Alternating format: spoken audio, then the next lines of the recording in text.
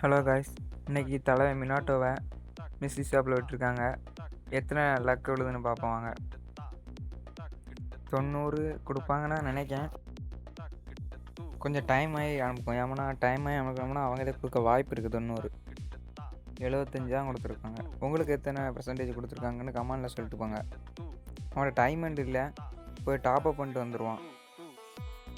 Top up பண்ணிட்டு வந்தாச்சு. ஏதாவது 99 டைம் ஃபஸ்ட்டு வாங்கணும். ஒன்றுமே உருப்படியாக இல்லை நம்மகிட்ட. இந்த ஸ்கைவிங் இல்லை, இந்த ஸ்கைவிங் எடுப்போம்.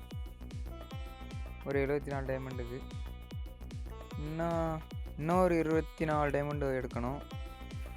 எதுவுமே அம்மஞ்சல்லிக்கு பிரயோஜனம் இல்லை.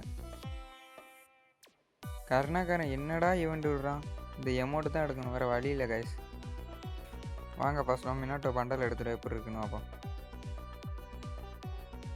விட்ட ஈவெண்ட்லேயே ஒருத்தான ஈவெண்ட்னா இதாங்க.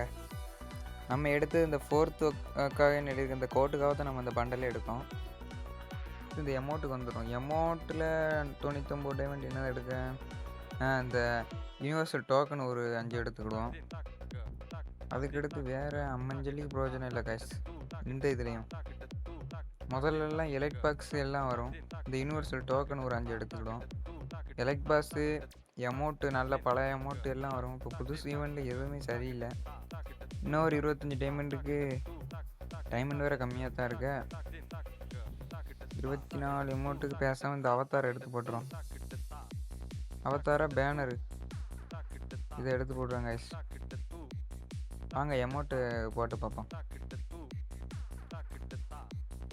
கங்க்ராச்சுலேஷன். ஃபஸ்ட்டு இதை எக்யூப் பண்ணிட்டு வந்துடுவோம். ஃபஸ்ட்டு எமௌண்ட் எக்யூப் பண்ணிக்கிடுவோம். எமௌண்ட் உண்மையிலே நல்லா இருங்க. இப்போ பண்டல் எக்யூப் பண்ண மறந்துட்டோம். பண்டல் உண்மையிலே ஒர்த்துங்க.